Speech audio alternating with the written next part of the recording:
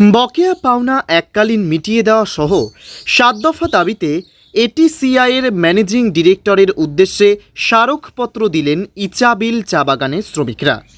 জেলাশাসকের সঙ্গে সাক্ষাৎ করে তার মাধ্যমে এই স্মারকপত্র দেওয়া হয়।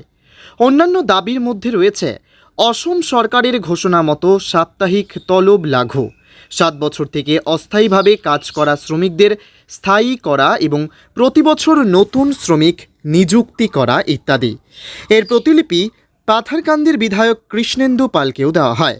আমরা আজকে হিসাবে দেখে আছি আমি বাগান প্রেসিডেন্ট রাজু কুর্মী।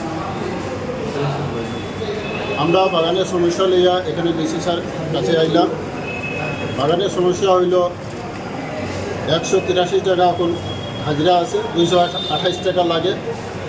এরপরে বদলি আমরা পিওর দফা আছে পার্মানেন্ট লাগে, 54 পয়সার রেশন লাগে আমরা। এরপরে আমরা এরিয়ার আছে বাকায়া এরিয়ার অন্ডার লাগে। যতক্ষণ বাকায়া আছে আমরা বাকায়া বাগানেরগুলো আমরা দেওয়ার লাগে ডিসি স্যার কাছে আমরা মেমোরেন্ডাম দিলাম, এমএলএ স্যার কাছে দিলাম আমরা মেমোরেন্ডামটা। এইরকম হোক আমরা পাইতো, যেরকম বাগানি শ্রমিকগুলো যেরকম পাই যাই আমরা এইরকম মানে সুবিধা করিয়া ব্যবস্থা দেওয়ার লাগে আমরা ডিসি স্যার কাছে আইলাম মেমোরেন্ডাম দেওয়ার লাগে।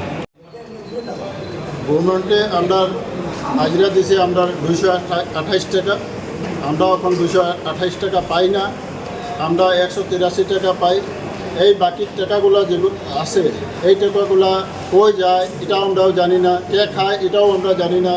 এটা আমরা ডিসির কাছে যে আমরা মেমোরেন্ডাম দিলাম, এটা সুবিচার করিয়া দেওয়ার লাগে, তাকে আমরা যেরকম ব্যবস্থা হয় এটা জানিয়ে আমরা ব্যবস্থা করে।